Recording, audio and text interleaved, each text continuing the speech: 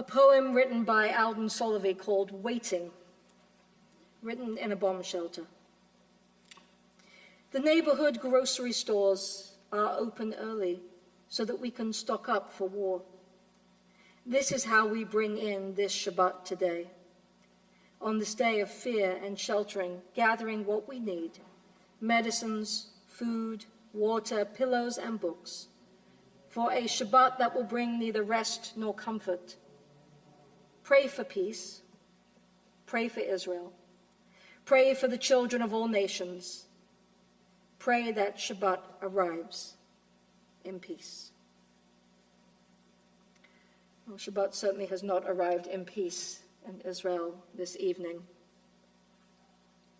Earlier this afternoon, I listened to a Q&A hosted by the Israel Policy Forum, featuring former Ambassador Dan Shapiro, Dr. Shira Efron, who serves as the Policy Forum's research director and is also special climate change advisor to Israel's Ministry of Defense, and Rachel Brandenburg, who is the Policy Forum's Washington, D.C. senior fellow, who has previously served in the office of the Secretary of Defense for Middle East Policy here in the United States. All three of these individuals certainly have a great deal more knowledge of the situation and expertise to bring to an analysis of what is unfolding than I do. And so while it may not be particularly comforting if you were hoping for a message of certainty and clarity tonight, I think it's more honest to share with you on what matters they were able to express some certainty, and where all they could do was explore some possible scenarios with far less clarity as to which way things might go. A quick review of some of what we know, in case you've not been reading or listening to the news over the past 24 hours quite as intensely as I have. The US administration has been engaged in diplomatic efforts over the past couple of months to make a new nuclear deal with Iran that would diminish the threat of Iran acquiring weapons-grade uranium and building nuclear bombs with it. Publicly, they were saying that these negotiations were ongoing, but it seems that on substantive issues, they had essentially stalled. Meanwhile, just yesterday, the United Nations Atomic Watchdog Agency censored Iran for failing to comply with non-proliferation obligations meant to prevent it from developing a nuclear weapon. And almost immediately after this announcement from the UN about the censure, Iran announced that it would activate a third nuclear enrichment facility.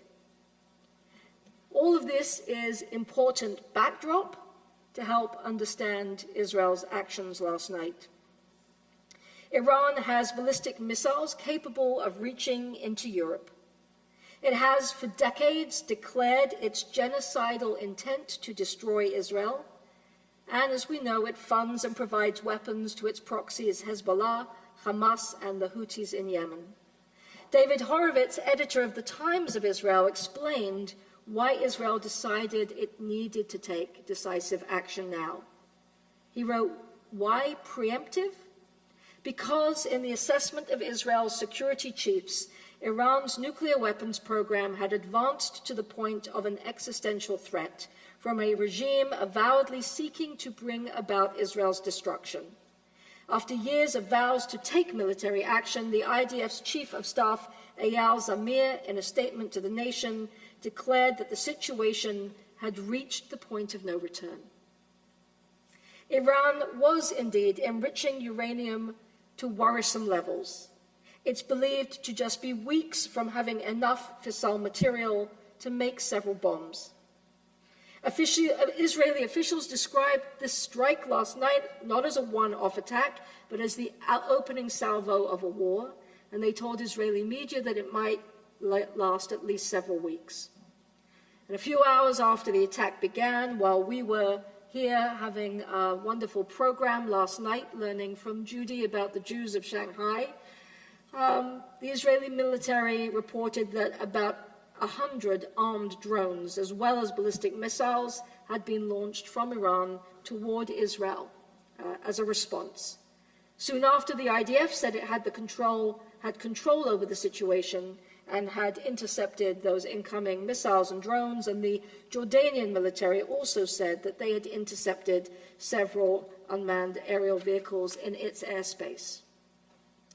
Following this initial wave, the IDF Home Front Command instructed Israelis that they no longer had to stay near bomb shelters. This was earlier this morning.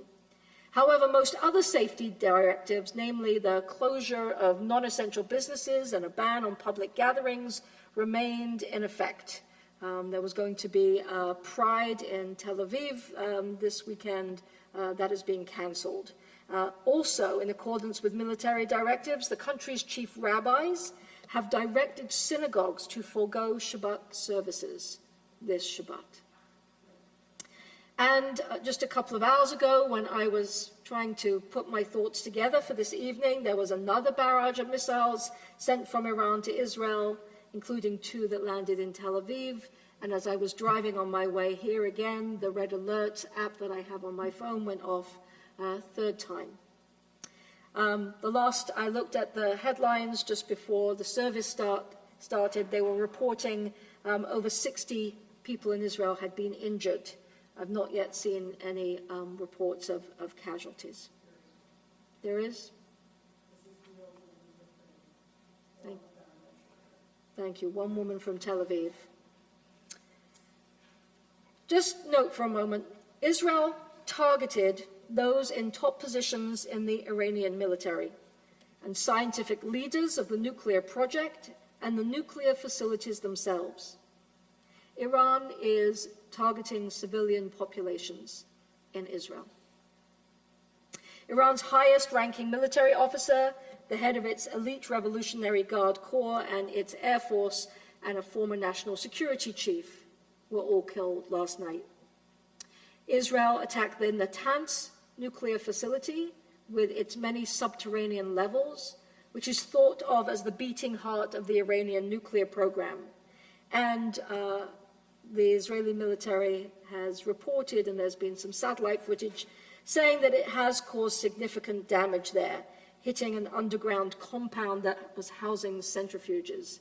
And there are a number of other sites also where there are nuclear programs in Iran that were hit. While listening to the Israel Policy Forum conversation, I heard the following key points emphasized.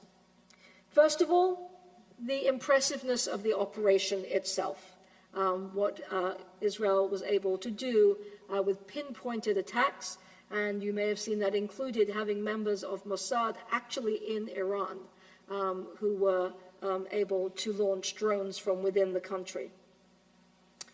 The main focus in Israeli commentary has been on the incredible planning and the operational success of what happened last night. There is support across the whole political spectrum for these actions in Israel, because the citizens understand the existential threat that Iran poses and the urgency in ensuring that they cannot create a nuclear warhead. And while other Middle Eastern countries have publicly condemned Israel's attack because they do not want to be drawn into any direct conflict with Iran, none of them want to see a nuclear Iran, and neither does Europe, and neither does the United States. And for once, at least from what I saw during the course of this afternoon, Israel is not being blamed all around the world. Iran is being seen as the one that precipitated this by its actions, and is being called out by European leaders and others for further destabilizing the region. The officially claimed goal of the Israeli attack was to weaken the Iranian capacity to continue refining uranium so that it brings them back to the negotiating table. But the question that many are asking is whether, in fact, that will happen, or whether they will dig their heels in and now try to sprint even more so towards creating a nuclear weapon. Because if they have it, it would be the ultimate deterrent to try and ensure the survival of the current regime there. And while it was, for sure, an impressive military feat, The commentators that I was listening to from the Israel Policy Forum warned that the wins that people were celebrating were tactical ones, and that they need to be followed by strategic and diplomatic plans. And they expressed a concern that whether or not Israel or the United States have thought through a longer-term strategy. Have they thought through what comes next? What if Iran doesn't come back to the negotiating table? And if an unspoken other goal was to help precipitate regime change, what's the plan for that? What does that look like? So as you can see, as many questions as there are answers.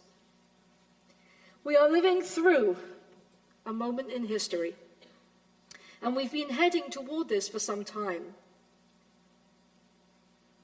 And I know we are all trying to navigate a whole lot of uncertainty, both here at home and abroad. It's destabilizing, and I know it's anxiety-producing.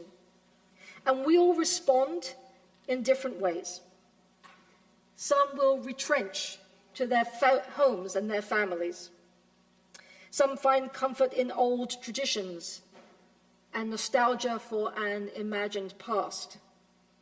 Some feel that if we do things to show that we are more in control, we can somehow manage these enormous forces that are whirling around us that are out of our control.